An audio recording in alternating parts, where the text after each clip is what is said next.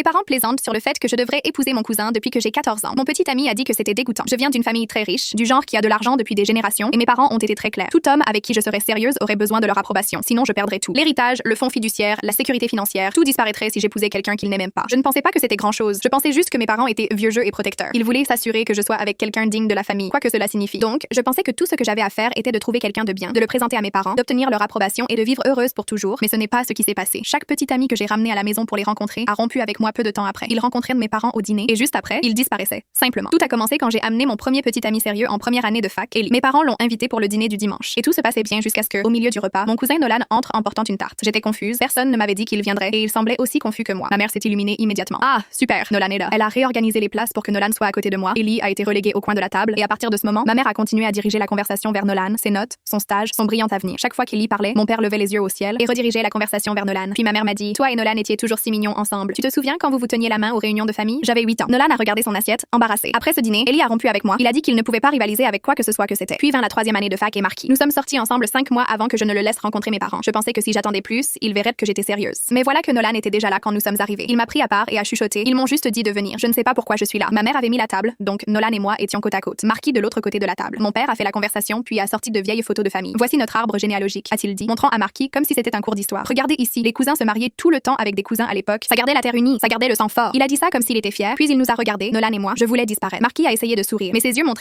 qu'il était mal à l'aise. Une semaine plus tard, il m'a dit qu'il n'était pas prêt pour quelque chose de sérieux. Le 3e petit ami était Will. Nous étions ensemble depuis 8 mois et je l'aimais vraiment. J'ai prévenu que mes parents étaient intenses. Il a dit qu'il supporterait. Il a rencontré mes parents à Thanksgiving, mais ils ont assis Will au bout de la table et Nolan s'est retrouvé juste à côté de moi. Ma mère a commencé à évoquer un voyage en famille quand j'avais 15 ans. "Toi et Nolan étiez si doux cet été-là. Tout le monde pensait que vous étiez ensemble. Certains ont même demandé si vous étiez fiancés." Elle a ri. Mon père est intervenu. "Honnêtement, ce serait si terrible. Vous avez de bons gènes tous les deux. C'est comme ça qu'on bâtit des dynasties." Je suis devenue sérieuse. Nolan se massait les tempes. Plus tard ce jour-là, mon père a coincé Will dans le couloir. Je ne sais pas ce qui a été dit, mais Will est revenu pâle et a à peine parlé. Il est parti plus tôt et ce soir-là, il m'a envoyé un message. "Ton père m'a dit que je devrais reculer avant de me faire humilier." J'ai appelé Nolan en pleurant et il a dit: "Je suis désolé, je leur ai déjà dit d'arrêter." Environ 100 fois. Puis finalement est venu Kendall. Nous étions ensemble depuis 1 an et demi. J'étais amoureuse de lui et cette fois, je l'ai prévenu de tout. Nolan, les commentaires, tout. Il a dit qu'il s'en fichait. Pendant le dîner de Noël, nous sommes entrés et bien sûr, Nolan était déjà là. Mes parents en étaient déjà à leur 3e verre de vin avant le plat principal. Puis ma mère s'est levée euphorique et a dit: Ok, avant le dessert, nous devons voir ça. Tu devrais embrasser Nolan." Elle me regardait, puis Nolan. Mon père a commencé à applaudir lentement. "Allez, juste un baiser pour la famille, les ancêtres seraient fiers." Puis les deux ont commencé à crier en chœur: "Embrasse, embrasse, embrasse", comme s'ils avaient 12 ans. J'étais paralysée. Nolan semblait horrifié et Kendall s'est levé. "Qu'est-ce qui ne va pas chez vous? C'est dégoûtant." Le visage de mon père est devenu froid. "Surveille tonton, fiston, tu es un invité ici." Ma mère s'est tournée vers moi. "Si tu sors par cette porte avec lui, c'est fini. Pas d'héritage, pas de propriété, rien." Je l'ai regardé, puis mon père, et j'ai saisi la main de Kendall. "Je préfère être heureuse que de participer à quoi que ce soit que c'est." Nolan m'a retenu par le bras à la porte. "Je veux dire, je serais ouvert à l'idée si tu l'étais." Kendall lui a donné un coup de poing.